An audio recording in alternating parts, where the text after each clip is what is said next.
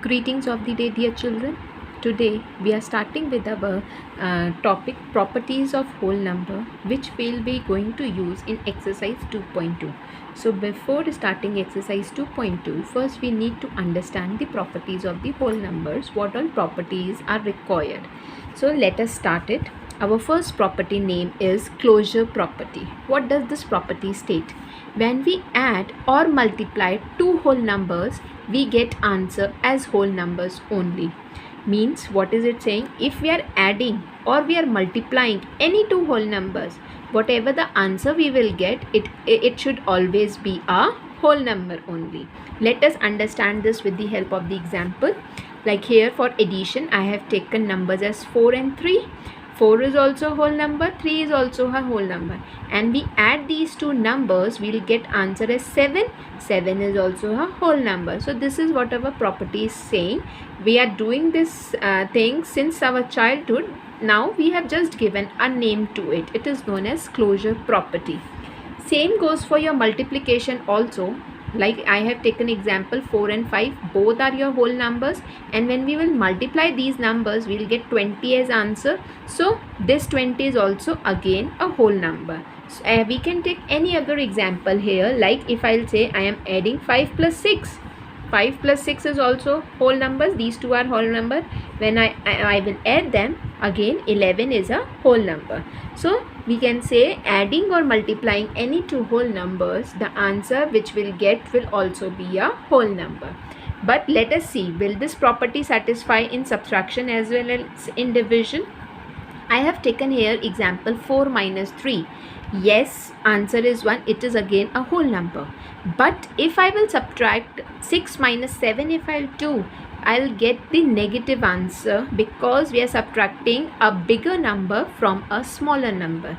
So we can say in subtraction, the closure property may or may not satisfy.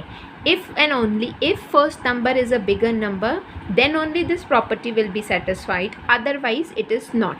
Same goes for your division as well. See, 4 divided by 2. Here 4 is kept on in numerator and 2 in denominator. When I'll cut, I'll get 2 as a whole number only. All 3 are whole number. But if I'll do like this, 2 divided by 40, and I'll get the answer in fraction. Fraction is not a whole number. So what is the conclusion we have derived? The conclusion from this closure property is whole numbers are closed under addition and also under multiplication. It may not hold under subtraction and division. Every time it is not suitable. Let us move ahead with another property, which is commutative property. Now what is this commutative property? This states that two whole numbers can be added or multiplied in any order. Means if we have to add or multiply any two whole numbers in any order, we'll do the calculation, we'll get the same answer. Let us understand it more properly with the help of the examples. In addition, like I have taken two examples, one is your 5 and 3.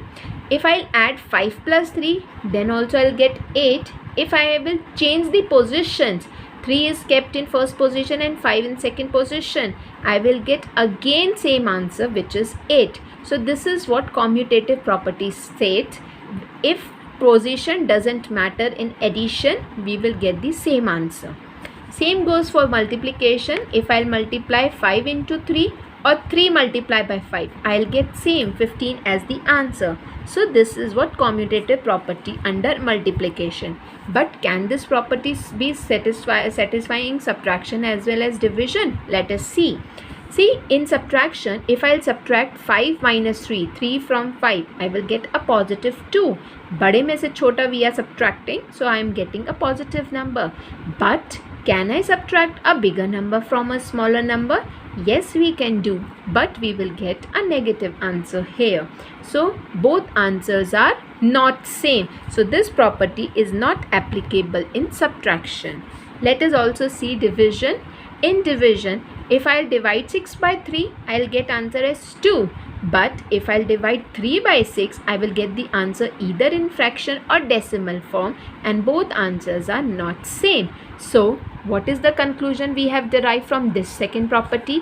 That Addition and multiplication are commutative for whole numbers. Means commutative property can only be satisfied under addition and multiplication and not for subtraction and division. Let us move ahead with our third property, which is associative property. It states that the whole number can be multiplied or added in any group formed. The answer will remain the same. Now, if we have to add or multiply more than two numbers, we cannot add them all together. First, we need to add any of the two numbers and then with the another numbers.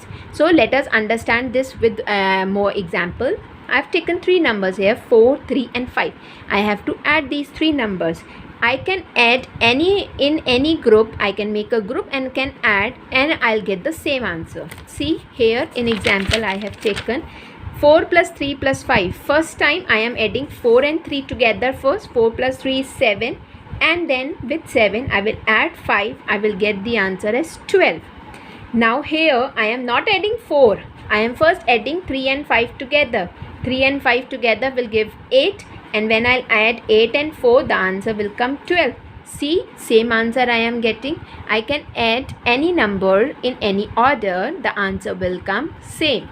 Same goes for your multiplication. 5 multiplied by 3 multiplied by 4.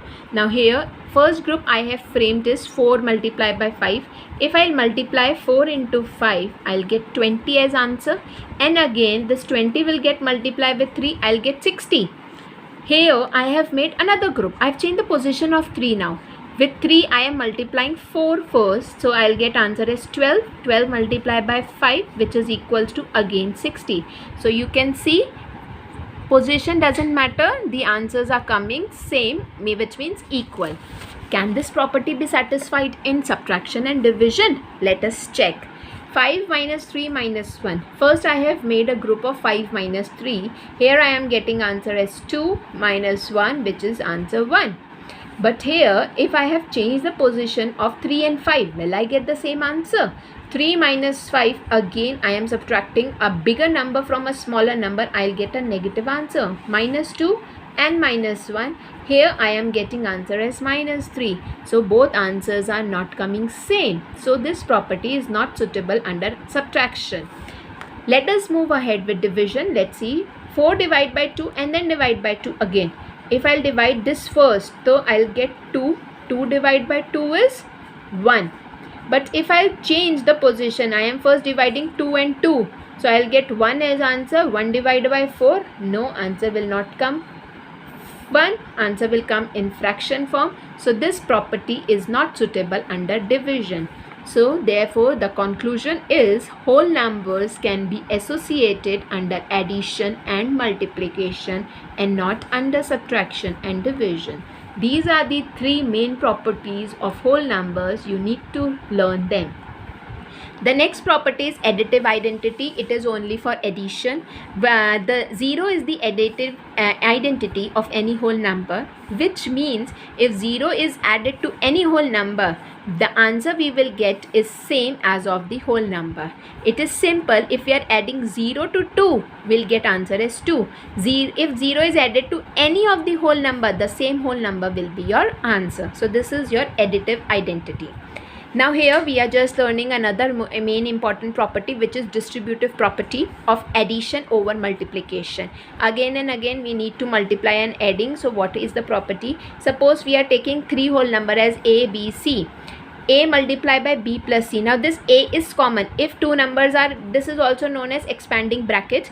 If A is kept outside the bracket and it is multiplying with B plus C, it simplifies. It means this A will get multiplied with B and this A will get multiplied with C. So A multiplied by B plus A multiplied by C. We need to multiply them first and then we need to add. Let us understand them with the help of an example. Here I have taken an example, 6 multiplied by 3 plus 2. Now what I am going to do here is I will multiply this 6 with 3 first and then this 6 with 2 also, because it is common for both the numbers. Now I'll multiply. 6 3s are 18, 6 2s are 12.